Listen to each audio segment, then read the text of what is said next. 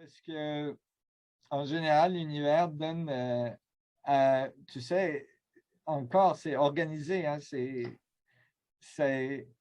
l'univers est toujours partant pour le plus haut niveau de cohérence. Donc, l'évolution d'un système, il y a plusieurs possibilités qu'un système ne réussisse pas à évoluer jusqu'à son évolution ultime. Mais donc, ça, c'est possible. Mais, en l'évolution, premièrement, alors je vais commencer à partir du début. La production de la matière à partir du vide, elle se fait constamment sur la surface des trous noirs. Et ça, encore, je sais, je vais donner le formalisme qui donne toute l'information pour ça dans ce prochain papier.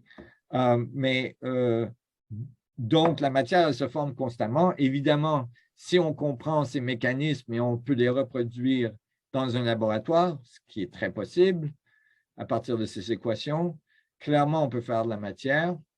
Mais initialement, probablement, bouger des électrons. Tu vois? Alors déjà, faire de l'énergie à partir du vide, c'est bien.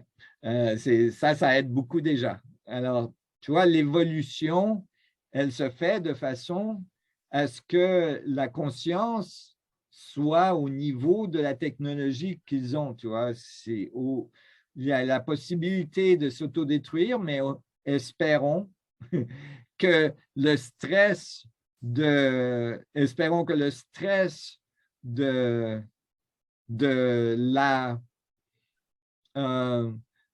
pouvoir soit diminué quand l'abondance devient claire pour tout le monde. Hein? Et donc, c'est un moment très tentative. Comment on dit tentative? Très sensible. Sensible. Ouais, sensible pour l'humanité à ce moment où il y a cette transition entre il n'y a pas assez pour tout le monde, il n'y a pas assez d'énergie pour tout le monde, il y a de l'énergie à l'infini pour tout le monde. Hein? Il y a un changement de modalité, il y a un changement de structure sociale, il y a un changement de structure financière qui peut créer un point de stress. Mais si on passe ce point de stress, après, c'est l'ouverture complète parce qu'on se rend compte qu'il y a de l'énergie pour tout le monde à l'infini et avec ça vient le contrôle de la gravité, ce qui nous amène à la capacité de ne pas être contraint à la surface d'une planète et de pouvoir passer à des choses plus grandes comme le système solaire, éventuellement la galaxie, peut-être le cluster, le supercluster, l'univers, tout ça. Donc, tout ça, ça transforme la conscience, mais ce point spécifique, ce point sensible, qu'est-ce qui fait qu'il passe ou qu'il ne passe pas? C'est l'unification de la conscience.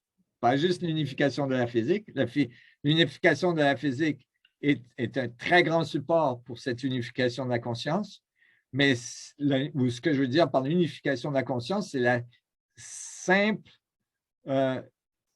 évidence que nous sommes tous connectés sur cette planète et que nous sommes tous dans le même bateau et que c'est mieux de travailler ensemble que de travailler l'un contre l'autre. Hein?